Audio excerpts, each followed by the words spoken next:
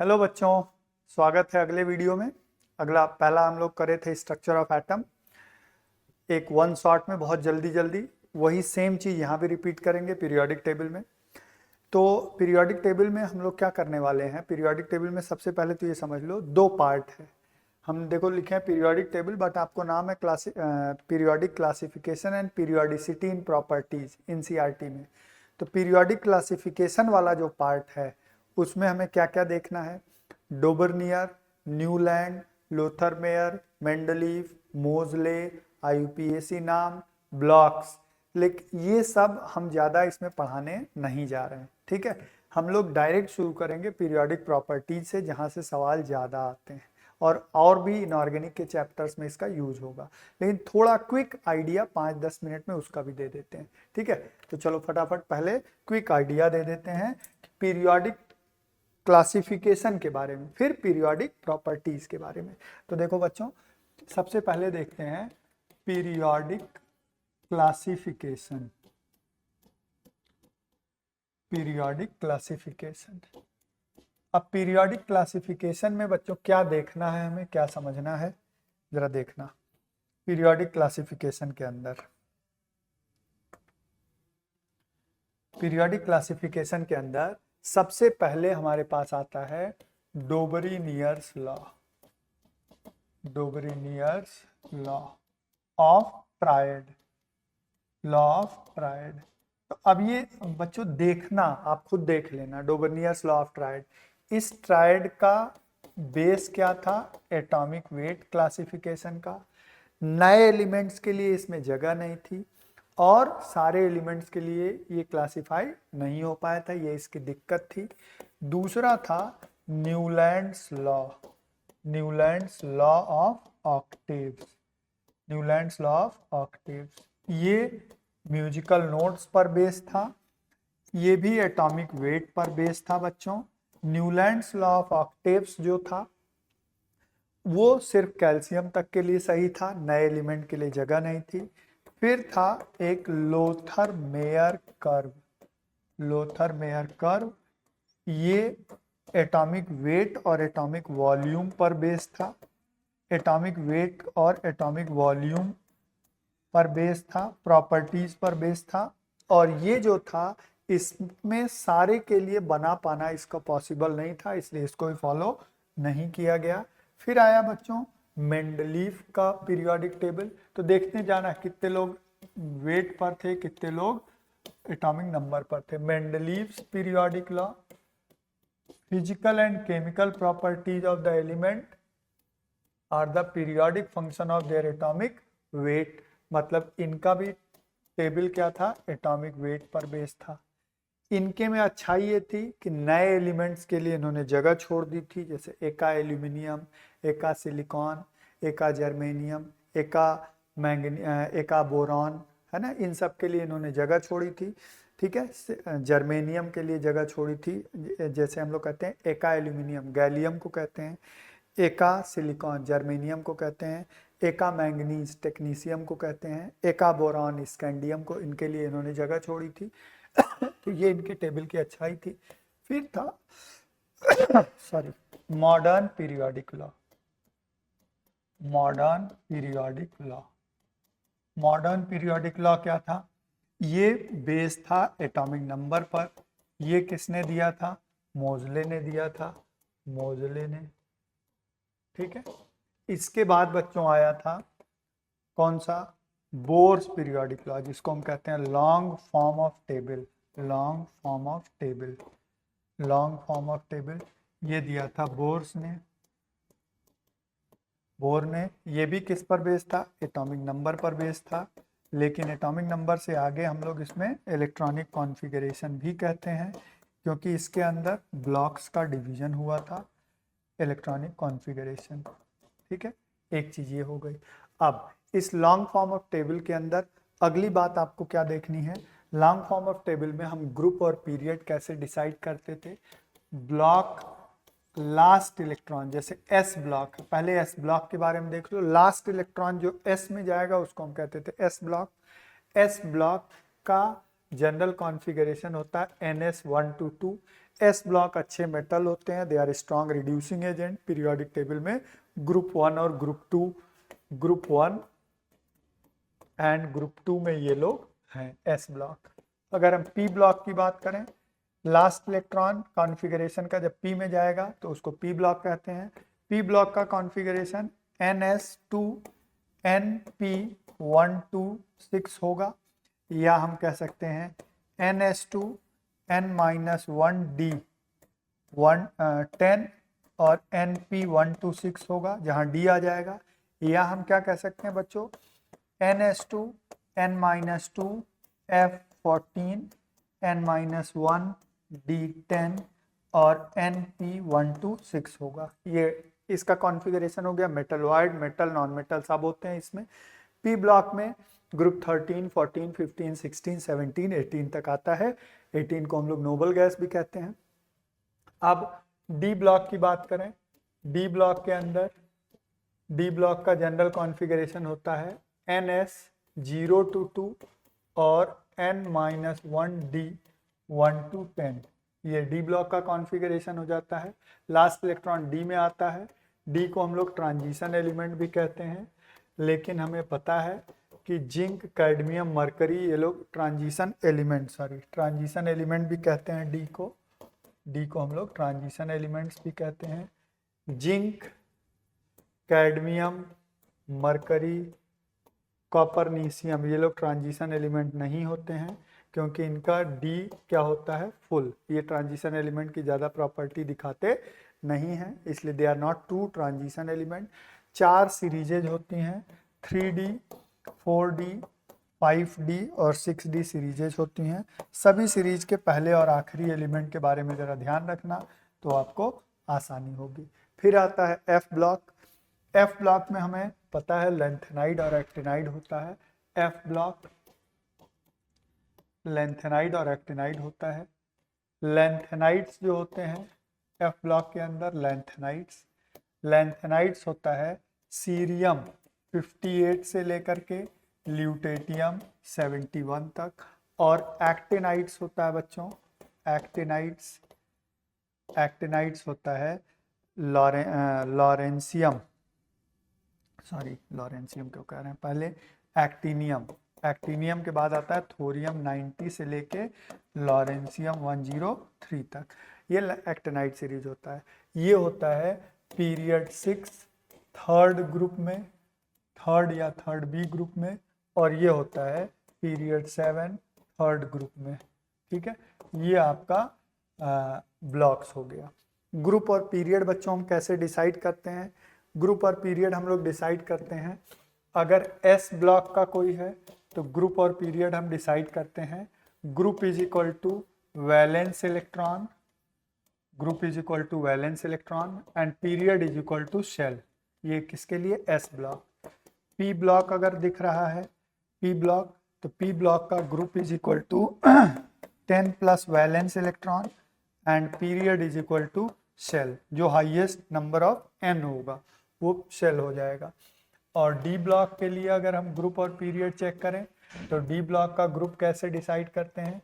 Group बराबर NS plus N-1D electron, NS और N-1D electron को जोड़ देते हैं, और पीरियड होता है शेल। एफ ब्लॉक का निकालने की जरूरत नहीं है, फिक्स है, लेंथेनाइड और एक्टिनाइड। ठीक है, IUPAC नेम IUM लगा देते हैं, ये आप जानते हो। उसमें आपको क्या याद कर लेना है,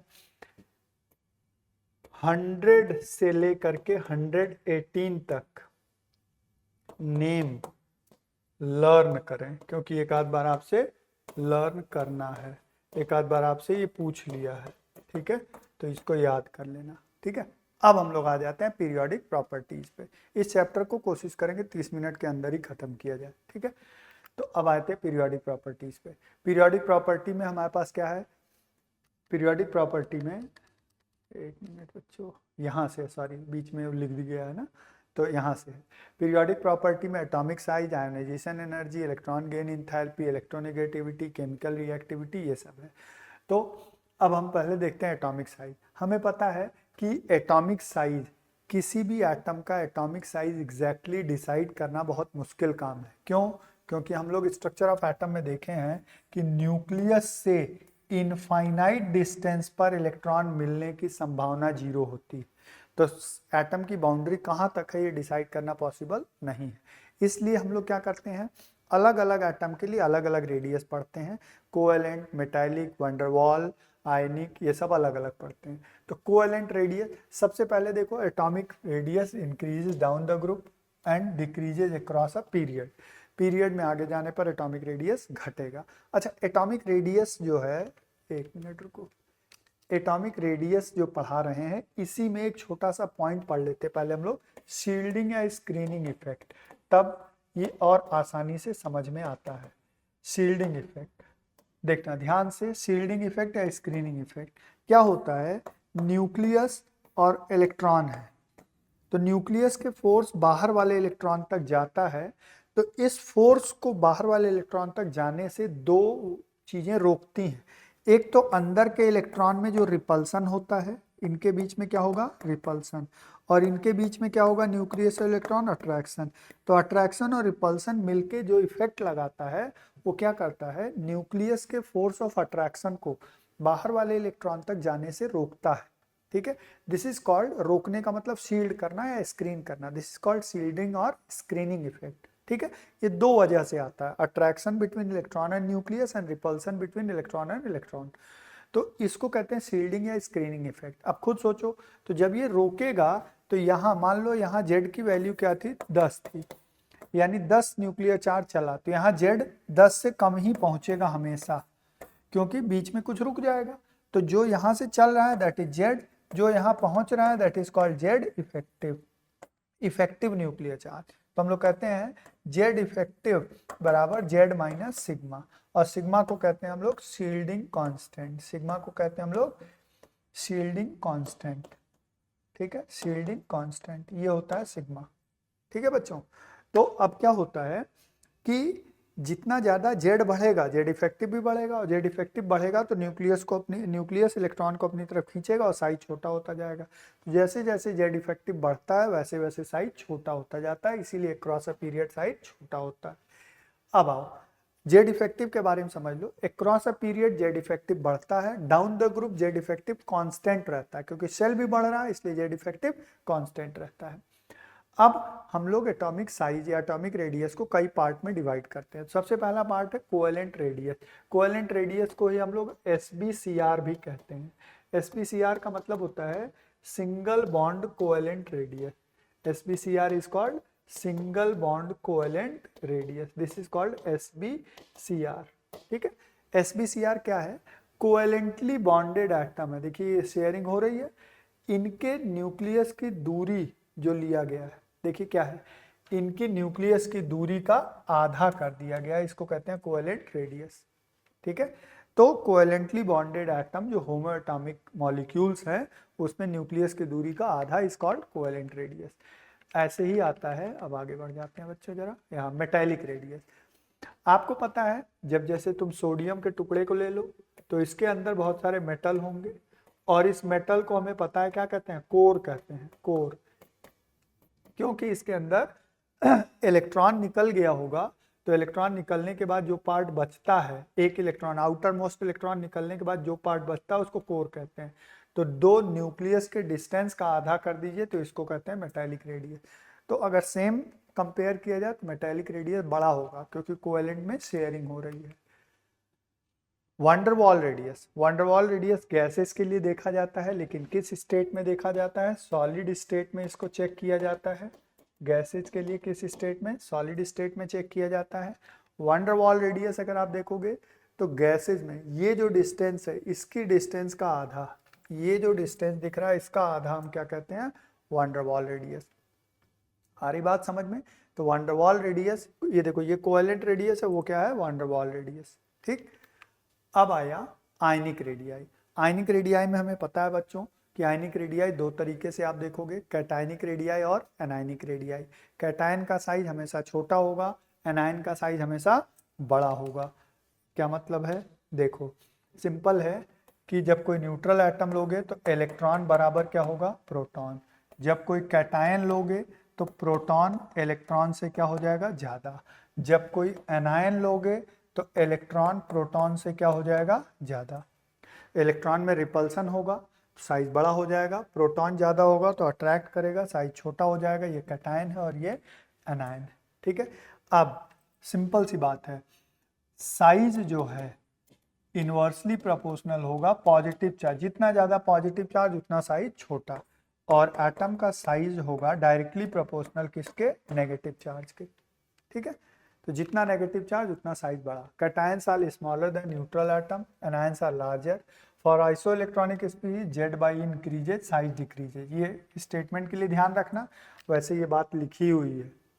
जेड बाई ई का मतलब अगर देखना चाहो तो देख लो, आप देखो हम लिख दें Mg प्लस प्लस और Na प्लस, तो आपको दिख ही रहा है ये छोटा होगा ये बड़ा होगा, लेकिन इनका Z बाई ई अगर निकालोगे बच्चों तो Z मतलब एटॉमिक नंबर 12 और इलेक्ट्रॉन कितने हैं 10, इनका Z 11/10। Z by greater size smaller, Z by देखो इनका ज़्यादा है साइज छोटा होगा। ये स्टेटमेंट के लिए ध्यान रखना। पॉजिटिव चार्ज ये लिख दिया मैंने। Less difference between size of last 2 members of the group. इनका कहना है जब हम नीचे जाते हैं तो ये इंपॉर्टेंट पॉइंट में क्या है, किसी भी ग्रुप में अगर साइज देखोगे तो जो सबसे नीचे वाले मेंबर होते हैं उनके बीच में साइज का डिफरेंस, जैसे हम कहें लिथियम सोडियम बहुत डिफरेंस है, सोडियम पोटेशियम डिफरेंस है, लेकिन सीजियम फ्रांसियम में डिफरेंस काफ़ी कम, क्योंकि वहाँ लैंथेनाइड और एक्टेनाइड कॉन्ट्रैक्शन आ जाता है, इस वजह से साइज का डिफरेंस कम हो जाता है। Transition series size decreases till middle, then almost constant and then size increases.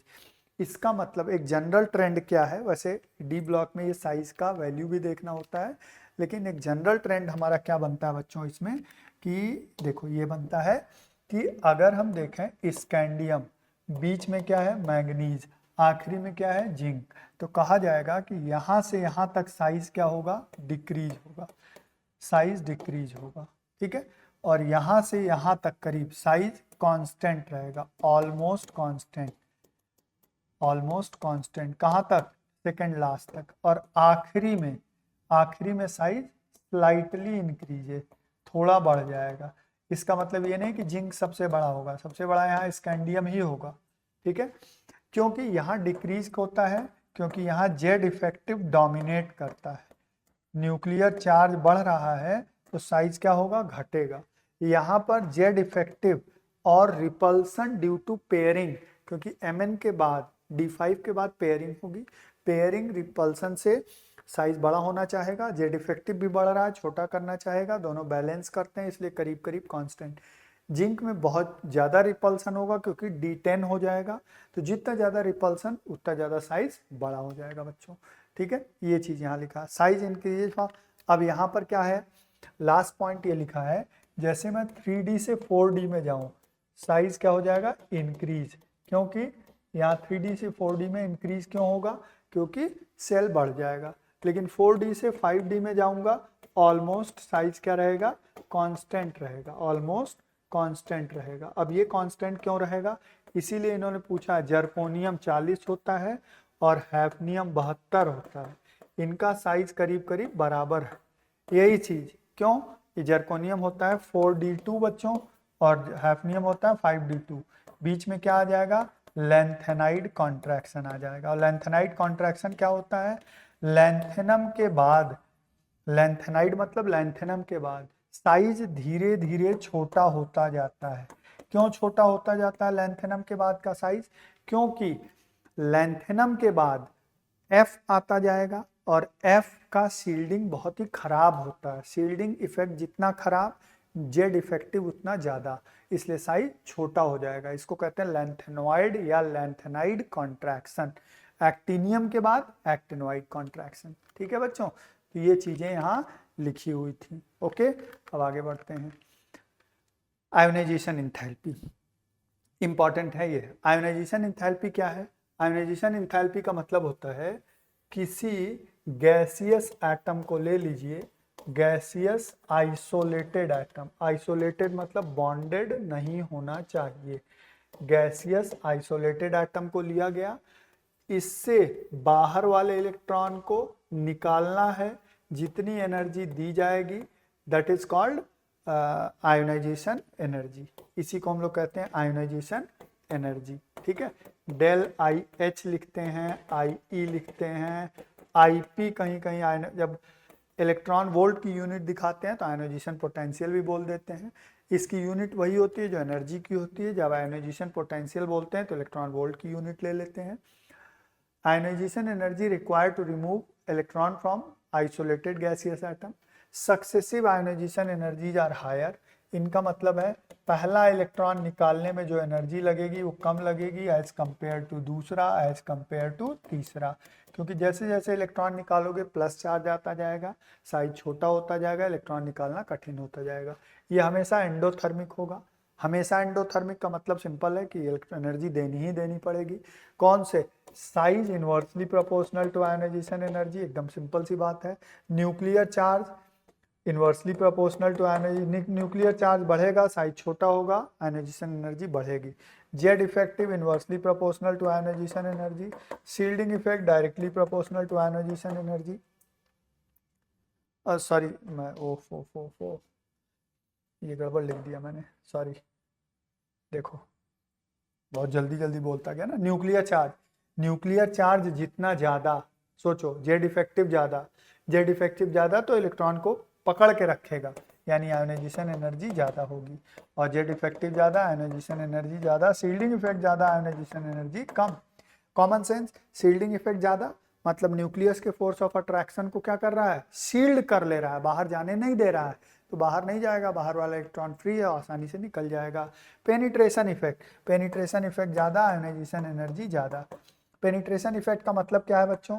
Nucleus है, इलेक्ट्रॉन है, इलेक्ट्रॉन के चार्ज का क्लाउड और न्यूक्लियस के चार्ज का क्लाउड जहां ओवरलैप कर रहे हैं, दैट इज कॉल्ड पेनिट्रेशन।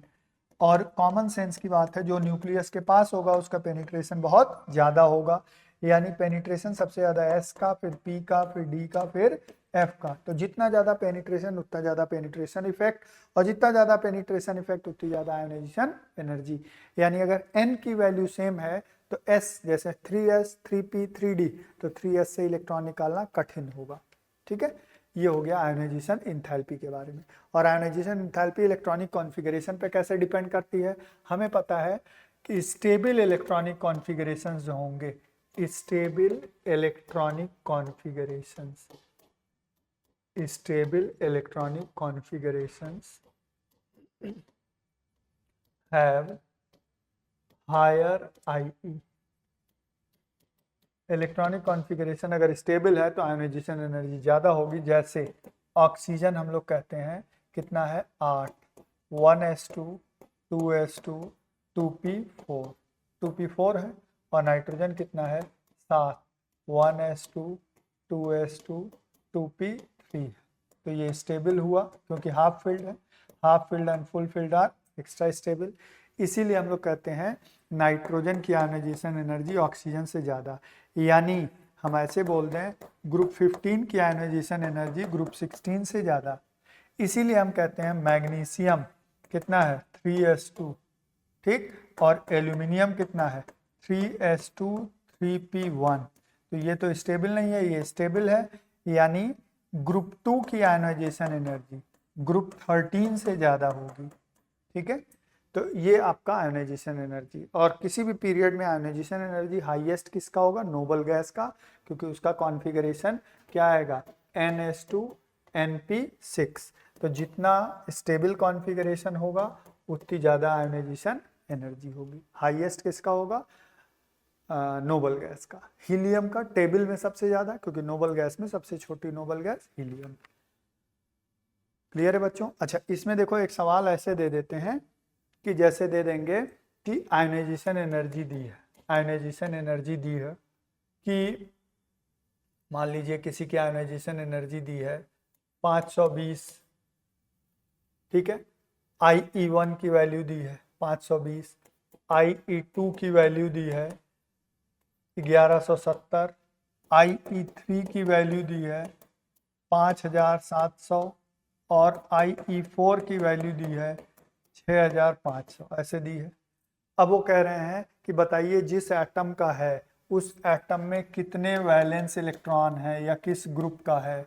तो सिंपल है, जहां पर सडन जंप दिखे आयोनाइजेशन एनर्जी का बच्चों, sudden jump, sudden jump ionisation energy का अगर दिख रहा है, यानी 2 इलेक्ट्रॉन तो निकल गया, 1 और 2 निकाल लिए, तीसरा निकालना बहुत कठिन है, और तीसरा निकालना बहुत कठिन है मतलब 2 वैलेंस इलेक्ट्रॉन होंगे, कि 2 वैलेंस इलेक्ट्रॉन जब निकाल दोगे तो तीसरा निकालना क्या हो जाएगा, कठिन।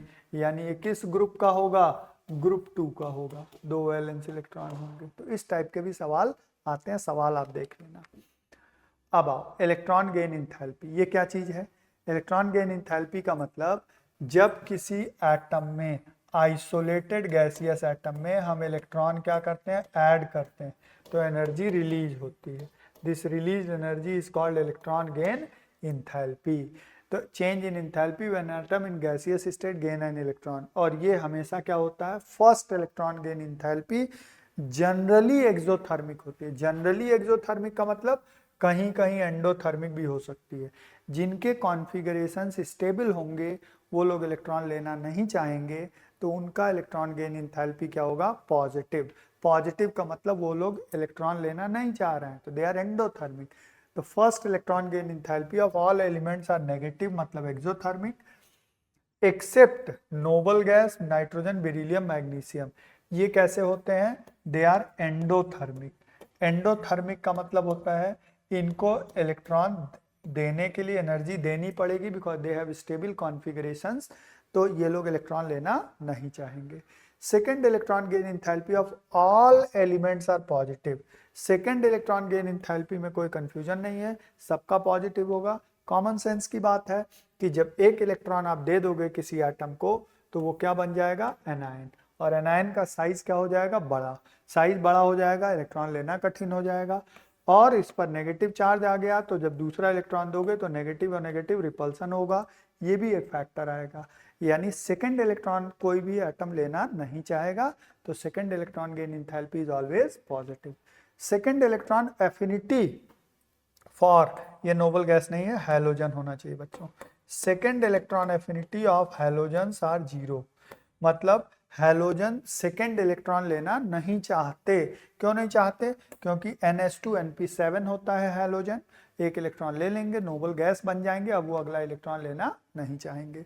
Electron gain enthalpy of period 3 elements are higher than period 2 element, क्योंकि पीरियड 2 एलिमेंट्स का साइज बहुत छोटा होगा, साइज छोटा होगा तो रिपल्सन होगा इलेक्ट्रॉन में, तो अगला इलेक्ट्रॉन ऐड करना थोड़ा मुश्किल होगा। इसीलिए क्लोरीन की इलेक्ट्रॉन गेन इंथैल्पी फ्लोरीन से ज्यादा होती है, और क्लोरीन फ्लोरीन ही नहीं, हर पीरियड 2 का पीरियड 3 से ज्यादा। लेकिन ग्रुप 16 का अगर देखोगे तो सल्फर का ज्यादा होता है सिलीनियम से, सिलीनियम का ज्यादा होता है टेल्यूरियम से, टेल्यूरियम का ज्यादा होता है पोलोनियम से, पोलोनियम का ऑक्सीजन से। तो ये ग्रुप 16 का एक एक्सेप्शन है, इसको ध्यान रखना, नहीं तो हर केस में थर्ड का सेकंड से ज्यादा होता है। ठीक, कौन से फैक्टर्स हैं जो अफेक्ट कर रहे हैं, साइज, साइज जितना ज्यादा electron gain enthalpy, del EGH लिख देते हैं, इलेक्ट्रॉन गेन इंथैल्पी उतनी कम, साइज जितना बड़ा उतनी कम, साइज जितना छोटा डेल EGH उतना ज्यादा, आसान रहेगा ना इलेक्ट्रॉन देना। न्यूक्लियर चार्ज, न्यूक्लियर चार्ज ज्यादा, साइज छोटा, साइज छोटा तो ज्यादा एनर्जी निकलेगा। जेड इफेक्टिव ज्यादा तो डेल EGH ज्यादा, स्क्रीनिंग इफेक्ट ज्यादा तो डेल EGH कम। कॉमन सेंस है भाई, ये दोनों इनवर्स रिलेशन में रहेंगे हमेशा, है ना, क्योंकि स्क्रीनिंग इफेक्ट का मतलब है अंदर के जो इलेक्ट्रॉन्स हैं वो न्यूक्लियस के फोर्स को बाहर जाने से रोक रहे हैं, तो बाहर फोर्स कम पहुंचेगा, साइज बड़ा होगा, इलेक्ट्रॉन देना कठिन होगा, इसलिए डेल EGH कम। पेनिट्रेशन इफेक्ट फिर वही बात आएगी, डेल EGH ज्यादा, क्योंकि एस का पेनिट्रेशन इफेक्ट ज्यादा, इलेक्ट्रॉन देना आसान। Electronic configuration, stable configurations, stable configurations have low del EGH। जो स्टेबल होंगे इनका डेल EGH क्या होगा, कम। सिंपल है, क्योंकि वो लेना नहीं चाहेंगे, वो इलेक्ट्रॉन लेना नहीं चाहेंगे। अच्छा, पॉजिटिव नेगेटिव में बच्चों कंफ्यूज ना होना, पॉजिटिव का मतलब है एनर्जी देना पड़े, नेगेटिव का मतलब एनर्जी निकले। ये नहीं कि कोई नेगेटिव वैल्यू है तो आप कहोगे कि कम है, पॉजिटिव है ज्यादा। नेगेटिव का मतलब एनर्जी रिलीज हो रही है एक्सोथर्मिक, पॉजिटिव का मतलब एनर्जी देना पड़ेगा एंडोथर्मिक, ठीक है ना। तो हम कहते हैं first electron gain enthalpy of elements generally क्या है, नेगेटिव, मतलब सभी लोग इलेक्ट्रॉन निकाल रहे हैं except nitrogen, beryllium, magnesium and noble gases, यानी दे हैव स्टेबल कॉन्फ़िगरेशंस। अब आइए इलेक्ट्रोनेगेटिविटी पे आते हैं। Tendency of an atom to attract shared pair of electron towards itself in a covalent bond. अभी लिखा है बच्चों शेयर्ड पेयर ऑफ इलेक्ट्रॉन, मतलब ये सिंगल एटम की प्रॉपर्टी नहीं है।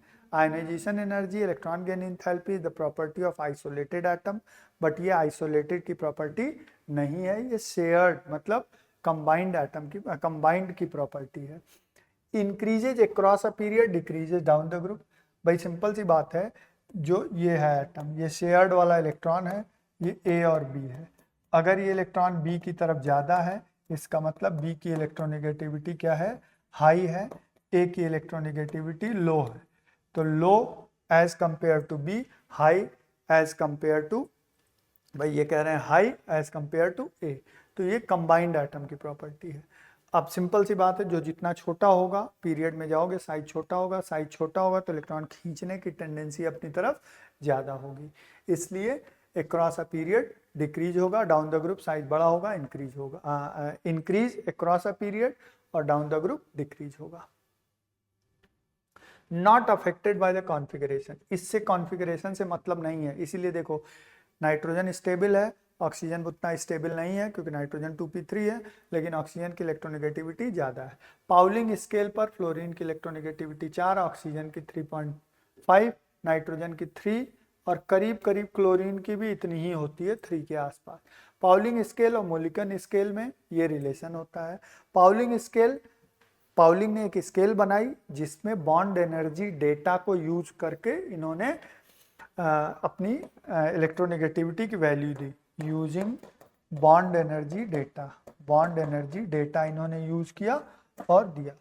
मोलिकन स्केल जो बना था, मोलिकन स्केल पे इलेक्ट्रोनेगेटिविटी की वैल्यू थी ionisation energy plus electron affinity या इलेक्ट्रॉन गेन एंथैल्पी बाय 2, इससे निकाला गया था मोलिकन स्केल पे। पाउलिंग स्केल पे बॉन्ड एनर्जी डेटा यूज करके इलेक्ट्रोनेगेटिविटी निकाली गई थी, ठीक है। अब इलेक्ट्रोनेगेटिविटी में सॉरी, इलेक्ट्रोनेगेटिविटी में down the group across a period हम लोगों ने देख लिया। इलेक्ट्रोनेगेटिविटी और किन किन चीजों में मदद करता है, तो हमें पता है कि ऑक्सीडेशन स्टेट, अगर आप देखोगे oxidation state directly proportional to electronegativity, oxidation state directly proportional to electronegativity, क्योंकि जितना ज़्यादा ऑक्सीडेशन स्टेट होगा उतनी ज़्यादा इलेक्ट्रोनेगेटिविटी होगी, क्योंकि सिंपल सी बात है इलेक्ट्रॉन की कमी होगी, इलेक्ट्रॉन लेना चाहेगा उतनी ज़्यादा इलेक्ट्रोनेगेटिविटी होगी। और इलेक्ट्रोनेगेटिविटी ही डिसाइड कर देता है कि इलेक्ट्रोनेगेटिविटी अगर ज़्यादा है तो एसिडिक नेचर ज़्यादा होगा, एसिडिक नेचर, इसीलिए Mn7+ वाले ऑक्साइड क्या होंगे, एसिडिक होंगे। Mn7+ जब होगा तो एसिडिक, ऑक्साइड नहीं कह रहे हैं खाली, Mn7+ एसिडिक होगा, Mn4+ कम एसिडिक होगा, ठीक है। अब आइए पीरियोडिक ट्रेंड, आखिरी बात, पीरियोडिक ट्रेंड इन केमिकल प्रॉपर्टी। पीरियोडिक ट्रेंड इन केमिकल प्रॉपर्टी में क्या है, कुछ एनसीईआरटी में लाइंस लिखी हैं वो हमें जानना है, बेसिकली इसमें metallic character, non metallic character, यही सब देखना है। The valence representative element usually equal to the number of, valence मतलब valence electron of representative element. Representative element का मतलब क्या होता है बच्चों, S block and P block element, outer most shell incomplete, outer shell incomplete जिनका होता है उनको हम लोग रिप्रेजेंटेटिव, केवल आउटर सेल इनकम्प्लीट हो, रिप्रेजेंटेटिव एलिमेंट बोलते हैं। They belongs to S block and P block except noble gas. अब अगली चीज क्या है, transition element, lanthanide, actinide, so variable valence, मतलब ये लोग वेरिएबल वैलेंसी दिखाते हैं। अगली बात, valency of the element increases from 1 to 4 and then decreases from 4 to 0 in a period. Simple सी बात है, सोडियम को हम लोग क्या कहते हैं, +1 मतलब 1 कहते हैं, मैग्नीशियम क्या कहते हैं 2, एल्यूमिनियम जनरली क्या कहते हैं 3, कार्बन क्या कहते हैं 4, फिर आते हैं माइनस में चले आते हैं, है ना, कार्बन, नाइट्रोजन -3, ऑक्सीजन -2, है ना, फ्लोरीन -1, ठीक है, ऐसे आते हैं। ये देखो ये पीरियड 3 लिखा था, इधर हमने पीरियड 2 लिख दिया है, ठीक है बच्चों, पीरियड 3 लिखा था और पीरियड 2 लिख दिया, तो पीरियड 2 जरूर भाई, आप पीरियड 3 लिखोगे सिलिकॉन लिख दोगे, क्लियर है ना भाई। यहाँ सिलिकॉन लिख लोगे कार्बन की जगह, हमने लिखा है यहाँ से यहाँ तक पीरियड 3, यहाँ से यहाँ तक पीरियड 2 लिखा है, तो उसमें ऐसी कोई दिक्कत तो है नहीं। यहाँ सिलिकॉन लिख दोगे, इसकी जगह फॉस्फोरस लिख दोगे, सल्फर लिख दोगे, क्लोरीन लिख दोगे, और नोबल गैसेस का क्या हो जाता है 0 इसके बाद। तो पीरियड में 1 से 4 तक बढ़ रहा है, फिर 0 हो जा रहा है, वही लिखा है। First element of each group representative element differ from other, ये कह रहे हैं पीरियड 2 के एलिमेंट, फर्स्ट एलिमेंट का मतलब कौन सा एलिमेंट, पीरियड 2 का एलिमेंट हर ग्रुप का गद्दार होता है। क्यों, लिथियम की प्रॉपर्टी मैग्नीशियम से ज्यादा मैच करती है, ना कि सोडियम और पोटेशियम, सीजियम, फ्रांसियम से, ठीक है। उसी तरीके से बेरिलियम की प्रॉपर्टी मैग्नीशियम से नहीं, एल्यूमिनियम से मैच करती है, यानी पहला जो मेंबर है वो हाई इलेक्ट्रोनेगेटिविटी और छोटे साइज की वजह से अपने अपने ग्रुप से काफी डिफर करता है। ये एनसीईआरटी की लाइंस हैं। Some element of period 2 shows diagonal relationship with some element of period 3 saturated at its diagonal, जिसी को हम लोग क्या कहते हैं, डायगोनल रिलेशनशिप, इसी को हम लोग कहते हैं डायगोनल रिलेशनशिप। पीरियड 2 के कुछ एलिमेंट पीरियड 3 के कुछ एलिमेंट के साथ डायगोनली जो रिलेटेड हैं, डायगोनल पे जो हैं, जैसे लिथियम मैग्नीशियम से, बेरिलियम एल्यूमिनियम से, ये लोग डायगोनल रिलेशनशिप दिखाते हैं। Diagonal relationship is due to same ionic sizes and same charge size ratio, बड़ा इंपॉर्टेंट पॉइंट है, पूछा गया है बच्चों। Chemical reactivity high at two ends of the periodic table, lowest at the centre, मतलब इनका कहना है अगर लेफ्ट में देखोगे पीरियोडिक टेबल के तो मेटल है, मतलब they are highly metallic, right में देखोगे तो नॉन मेटल है, नोबल गैस को छोड़ दो तो they are highly non metallic, halogen वाला ग्रुप, बीच में केमिकल रिएक्टिविटी कम है, तो extreme at the two ends लिखा है। Alkali metal are most metallic, हमें पता है, and halogens are most non metallic, ठीक। Metallic character increases down the group and decreases across a period, जैसे जैसे साइज बढ़ेगा मेटालिक कैरेक्टर बढ़ेगा। मेटालिक कैरेक्टर का मतलब इलेक्ट्रॉन लूज करने की टेंडेंसी, नॉन मेटालिक मतलब इलेक्ट्रॉन गेन करने की tendency. Non metallic character decreases down the group, increases across a period. Metallic oxides को पानी में घोलोगे तो बेस देंगे, इसलिए मेटालिक ऑक्साइड बेसिक होते हैं। नॉन मेटालिक ऑक्साइड एसिड बनाएंगे, इसलिए एसिडिक होते हैं। बेसिक नेचर ऑफ ऑक्साइड, जिधर मेटालिक नेचर बढ़ेगा उधर बेसिक नेचर बढ़ेगा। Basic nature of oxide increases down the group and decreases across a period, just reverse non metallic acidic nature है, ठीक है बच्चों। तो यही चीजें मेटालिक उसमें लिखी हुई हैं। कुछ ऑक्साइड्स एम्फोटेरिक होते हैं, मतलब दो एसिडिक और बेसिक दोनों से रिएक्ट करते हैं, तो जब हम लोग एम्फोटेरिक बोलते हैं बच्चों, तो एम्फोटेरिक का मतलब होता है जो एसिडिक और बेसिक दोनों से रिएक्ट कर सके। बेरिलियम एल्यूमिनियम एसिडिक बेसिक दोनों ऑक्साइड की तरह बिहेव करे, दोनों से रिएक्ट कर सके। देखो beryllium aluminium tin lead zinc, ठीक है, गैलियम के कुछ अच्छा, अब जैसे क्रोमियम भी है, मैग्नीज भी है, बट उनके पर्टिकुलर ऑक्सीडेशन स्टेट्स हैं, वो एम्फोटेरिक होते हैं। लेकिन zinc amphoteric, aluminium amphoteric, beryllium amphoteric, but कुछ ऐसे होते हैं जिनके पर्टिकुलर, तो वो डी ब्लॉक में आप पढ़ोगे। क्रोमियम का lower oxidation state basic, higher oxidation state acidic, middle वाला एम्फोटेरिक, ठीक है। तो यहाँ पे ये लोग सभी एम्फोटेरिक नेचर के हैं, ठीक है। तो ये हो गया हमारा पीरियोडिक टेबल की बात। अब हम लोग ये आपका पूरा हमने पीरियोडिक टेबल फटाफट रिवाइज करा दिया, आई थिंक आधे घंटे लगे होंगे इसमें, ठीक है। अब अगले लेक्चर में आगे के चैप्टर्स की बात होगी। चैप्टर्स को कोशिश करेंगे 30 मिनट 45 मिनट मैक्सिमम 1 घंटे, नहीं तो 45-50 मिनट में चैप्टर को कंप्लीट किया जाए, ठीक है। Thank you so much.